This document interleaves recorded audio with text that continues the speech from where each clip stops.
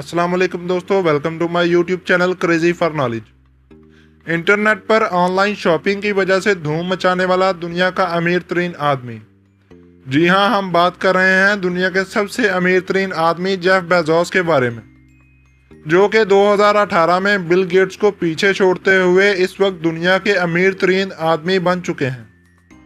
Forbes के मुताबिक दुनिया के अमीर तरीन आदमियों की लिस्ट में जेफ बेजोस पहले नंबर पर हैं, जो कि पूरी दुनिया में सेंटी बिलियनियर भी कहलाते हैं। उनकी कुल दौलत आज 112 बिलियन डॉलर है, जो कि इस वक्त 125 मुल्कों की जीडीपी के बराबर है, जिनमें छोटे ममालिक भी शामिल हैं और बड़े भी।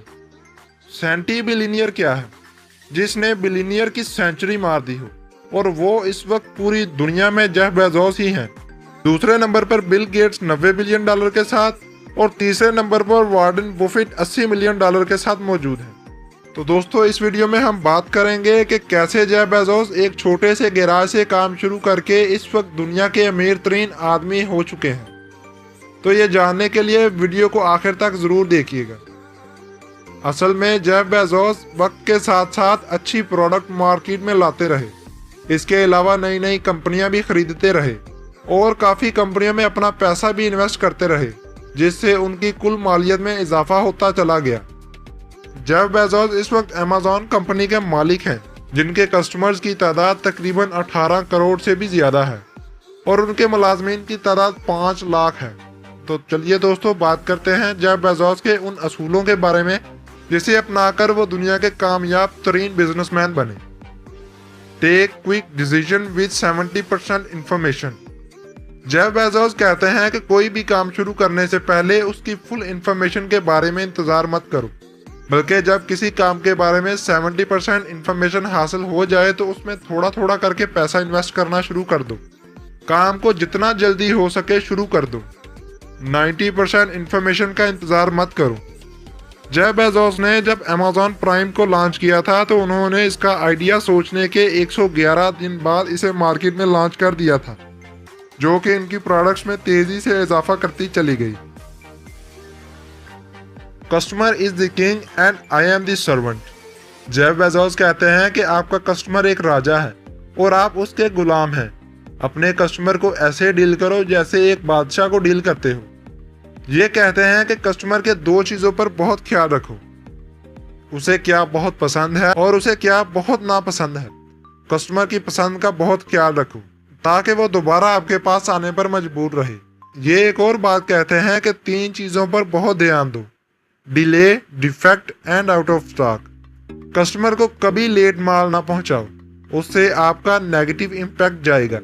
कस्टमर को ख़राब चीज़ कभी ना भेजो, उससे वो एक बार तो आपके पास आ जाएगा पर दूसरी बार कभी नहीं आएगा। इसके अलावा कभी भी आउट ऑफ स्टॉक का साइन मत लगाओ, इससे कस्टमर कहीं और से जाकर चीज़ खरीदेगा और हमेशा के लिए आपके हाथ से निकल जाएगा। अमेज़न कंपनी ने कभी अपने कस्टमर को चीज़ लेट नहीं पहुंचाई। वो पूरी दुनिया में सेम डे डिलीवरी के लिहाज से मशहूर हो गए थे। जिस दिन कस्टमर ने ऑर्डर दिया उसी दिन माल उनके घर पर पहुंच गया, चाहे वो किसी भी जगह से क्यों ना हो। Long term vision. जब मुख्तलिफ लोगों ने अमेज़न में पैसा इन्वेस्ट करना शुरू किया तो वो बेजोस से पूछते थे कि बेजोस प्रॉफिट कब आएगा। तो जेफ बेजोस कहते थे कि मेरा विजन थोड़े अरसे का नहीं बल्कि लंबे अरसे का है। हम पहले कस्टमर को सेटिस्फाई करेंगे, फिर अपना प्रॉफिट देखेंगे।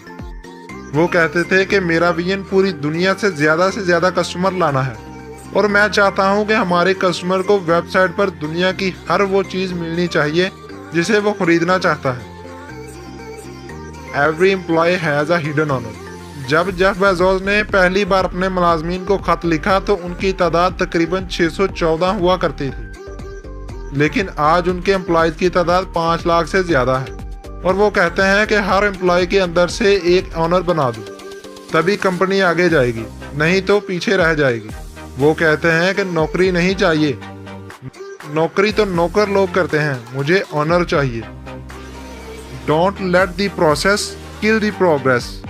कई कंपनियों में इतने प्रोसेस बन जाते हैं कि प्रोग्रेस ख़त्म हो जाती है और कोई तब्दीली नहीं आ पाती। लेकिन जेफ बेजोस कहते हैं कि नए टेस्ट, नई इनोवेशन और नए आइडियाज़ कुछ ना कुछ करते चले जाएं अपनी कंपनी में।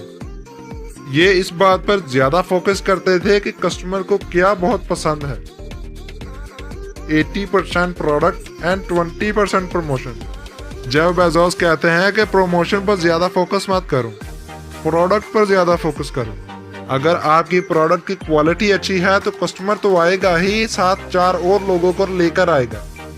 लेकिन अगर प्रमोशन करते करते प्रोडक्ट खराब रह गया तो कस्टमर तो चला जाएगा, किसी और को भी नहीं आने देगा। ये कहते हैं कि अच्छा प्रमोशन और खराब प्रोडक्ट ये दोनों एक साथ कभी टिक ही नहीं सकते। Master of failure. Master of failure का मतलब है कि उन्होंने फेल होने में मास्टर किया है। ये बहुत बार फेल हुए, लेकिन जितनी बार भी फेल हुए उतनी बार ही उन्होंने फेलियर को सक्सेस में बदला और अपनी कंपनी को पूरी दुनिया में फैला दिया। ये कहते हैं कि जितनी बार मर्जी फेल हो जाओ, नो प्रॉब्लम, लेकिन उस फेलियर को ठीक करके सक्सेस में चेंज करो।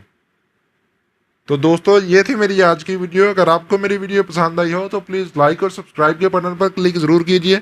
मिलते हैं अगली वीडियो में, तब तक के लिए मुझे इजाज़त दीजिए। अल्लाह हाफ़िज़।